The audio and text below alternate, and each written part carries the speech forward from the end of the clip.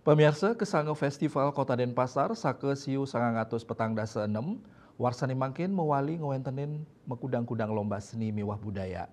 Silih tunggilnya nih lomba ogoh-ogoh mini sani kemiletin seket kutus pemilet.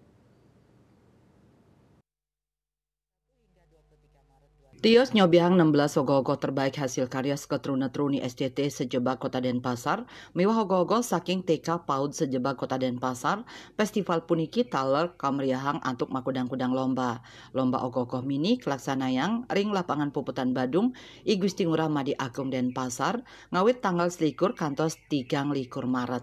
Para pamilet nyobiang makudang-kudang kreativitas ring miniatur ogoh-ogoh, sani kekaryanin antuk ngembel nilai seni, saha budaya khas Bali. Tios lomba ogoh-ogoh mini Kesanga Festival taler ngelaksanayang lomba sketsa ogoh-ogoh sani kamiletin seket siki pamilet miwah lomba balaganjur ngarap. Antuk kali dasa pamilet.